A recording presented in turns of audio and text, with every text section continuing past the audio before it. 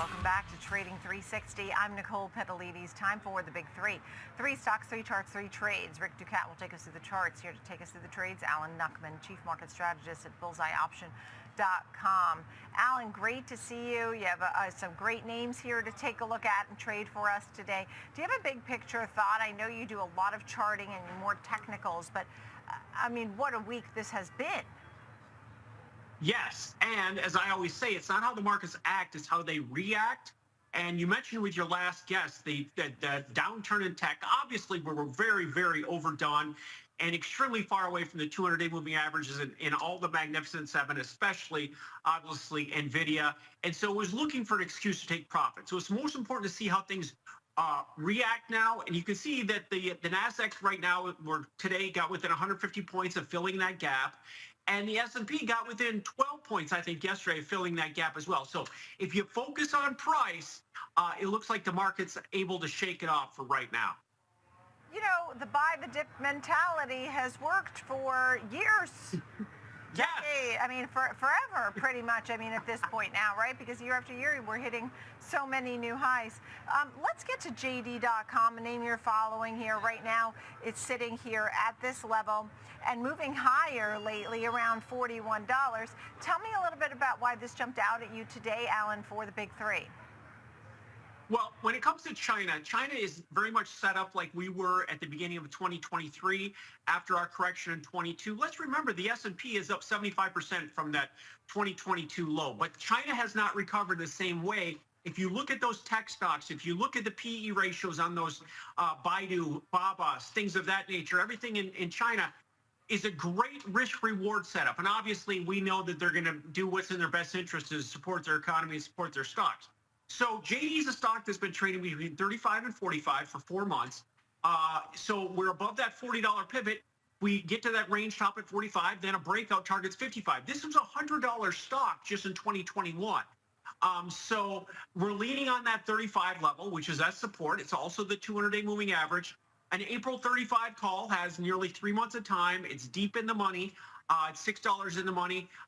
And we got to remember that also that the options right now are better value because the volatility, the component in options that's affected by the out of the money part here, is half of what it used to be. So the options are cheaper in inexpensive terms.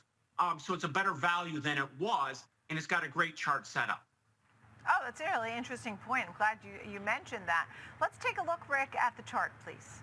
Sure. So this is one that I think you could argue has been largely range-bound for a decent period of time here. So when we look at our chart, we can see that we had our big, steep rally up that took us all the way into those highs of 47.82. But since then, a bit of moderation here. We had a gap down right here. It took us back to opening up near those previous lows that we established here, and price really struggled to close above this level near about 41.50 or so since then. That's about where we're stopping today. And I noticed as well that we had this shorter term upward sloping trend line in white that we have breached. So the uptrend does seem to, by one measure, have been interrupted. RSI also seems to be losing its own trend line here as well. But by another measure, this longer term trend line, starting with the highs, this blue one, that's also been broken to the upside. So we did have a bit of a push up, but we're kind of staying within the larger range that's been established. If we were to look at some other studies here, support and resistance based on standard deviation channels and volume profile, we can see that there's a node pretty close to where we are now, near about 40, so that's an important potential level to watch. Further to the downside, another node here, pretty close to our moving averages, pretty close to our trend line, perhaps around 36 to 37 or so is another noteworthy point. To the upside, though, if we do manage to break out of our ceiling that we've established here at this red line near 41.50, the next high point comes in around 45.35, lining up roughly with our +1 standard deviation channel, Nicole. All right, thank you for that. Good look at the charts and the technicals there. I mean, when you think about all these Chinese stocks, Alan, do you dabble in them much? Oh, yeah, definitely. And they have the best risk reward out there across the board. Like I said, I love Baidu and I love Baba. Baba's had a breakout. Again, compare the PE of, you've got Baba, which is Amazon, or compare Baidu, which is Google, and compare the PEs. They're less than half of those American stocks. American stocks have had the complete comeback and rally to new highs, whereas the Chinese are set up to do so and have the exact same pattern we did at the beginning of 2023. And we've had the merger drama when it comes to steel and U.S. Steel. Yep. We're at $36 or so today. Some of your thoughts here? Well, I'm purely a price guy. Now, I focus on the money flow, and the JD.com has been seeing the money flow, the leverage long accumulation and options on the long side, and you're seeing the same thing in U.S. Steel. So I don't know what's going to be the catalyst, but I like the fact, again, we're trading sideways within a range between 30 and 40 since March, and here consolidating between 30 and 35 for the last month. So 35 is an important midpoint. We've gotten above that, so we should see a move to 40. And the breakout of 40 sends it to 50. We were at 50 back here in 2023. So the way I'm looking to play, again, is an April option, an April 30 call. That's support point. It's very deep in the money. That option's trading for about $8.50. So we're about $7 and some in the money with that option. And it gives you the right to be long from 30, which is a very, very low level in this stock. Yeah, the latest is the efforts by an activist investor for an alternative to engineer a sale of U.S. Steel to something other than the Japanese rival Nippon Steel. That was opposed by the founder and CEO. So that's still, when I say merger drama, I mean, we know that this has been of high interest to folks. Let's see the technicals, please, Rick Ducat. Sure, and you know, normally we do a one-year chart. This chart goes slightly further back here just so we can capture this notable high point that we carved out back here above the 50 level. And there's probably two major trend lines that most people would probably draw based on the info that we've got here. The white trend line starting with that high point connecting here and here, and then we were breached a little bit here during this area, and then here and here once again. The other one you could draw is using these same highs that did breach that original trend line and going down across the subsequent highs. We're pretty much at the point where those two intersect right now. They come together right around the 37 level. So this seems like we're at a noteworthy area right now, and especially because we have our purple 252-day exponential moving average right here, our long-term moving average. The longer the term, the more significant it is when it is price breaches it or when it starts to change its slope or what have you. So right now, it seems like we're at a key point already here. RSI, bullish, but not really doing much for us here. We also could argue that there's a moderately sloping upward trend line here connecting this series of lows near about 30. So that gives us a downside point to watch as well. So to include our other data here, we can see that there's even greater emphasis on this point I was just talking about because it's also the site of the volume profile point of control and the +1 standard deviation channel. So very heavy technical levels here between about 36.50 to 38 or so. To the upside then, we've got a repeated high point here, here, and here. That lines up with our +2 channel near about 42.60. And then the bottom downside area here, right around here, volume node lows near 30.50 or so. Yeah. You know, I love the charts. I love the narrow range that you had and then those three high points. You know, Alan, final thoughts on this name and where you think it could be headed? Well, I think there are other alternative bids that could come to fruition here. You know, we're in a deal maker administration, and they'll try and make some sort of deal, and that should be positive for the stock. Now, I'm not picking who or why or what is going to cause it, but if you follow the money, which I do, it looks like it's getting set up for an upside movement. Okay. And last but not least, we go to Brazil. We look at the ETF EWZ. Some of your thoughts there.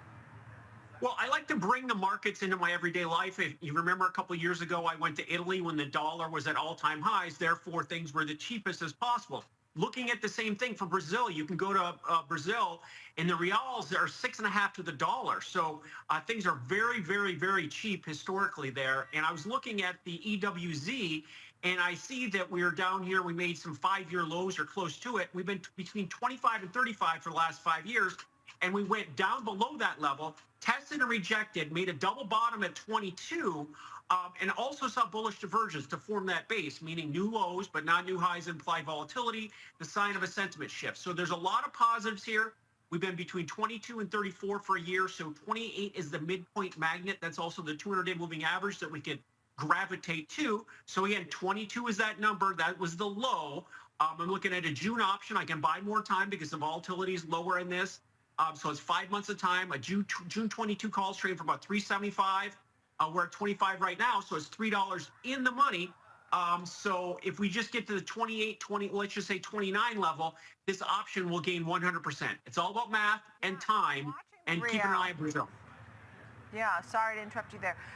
You know, I'm watching the real that has been plunging, the concerns about the administration, the budget plans, what's been going on there.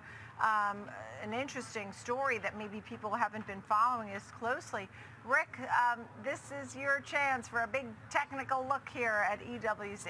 Sure. And you know, kind of like our last chart here, I think there's two major choices for trend lines that you could draw. So once again, starting with these 52-week highs all the way back here near 34, 35, around that area, and then connecting the subsequent highs. And this is where things start to change a little bit here, because now from this high point, you could also draw this blue trend line going down across these highs as well. So that gives us 2 points to watch. And what this tells us is that the trend was accelerating to the downside. The pace of the losses was steepening here. We did seem to hit a bottom around this area near 22.26. Now we are on the move back to the upside, crossing above our 21 and 63-day exponential moving averages in fairly rapid succession. But we haven't broken above our trend lines. We also haven't broken above this point right here, this low point, at least based on closing prices. We saw some intraday lows below there. And here once again, and then it was a subsequent high point. So one of these sticky price levels, we're still far short of that. Momentum has improved, though. We are trending upward. We are approaching that overbought area, and now we can also see that we are coming up to a smaller volume node right here. There's another big one down here at these lower levels, which suggests there was some buyers at those depressed levels. That is suggestive of a bottom. But up here, we've got our white trend line, our +1 standard deviation channel, and our volume point of profile, point of control, near about 2750. That could be a resistance area to watch. And then our lows to the downside are the other supportive area potentially. All right. Thank you, Rick, for all those charts today. Alan, final word? Well, I like the setup in Brazil. Like you said, there's a lot of negative news, and it looks like it's getting ready to bounce, and the sentiment has shifted from the measure that I follow. So I like the risk reward. It may not have happened yet, but we'll see if it can break this downtrend line and get some upward momentum going once again. All right, some great trading ideas and charts there. Alan Nuckman, Rick Ducat for the big three. We looked at JD.com, U.S. Steel, and EWZ, the Brazil ETF. Thank you.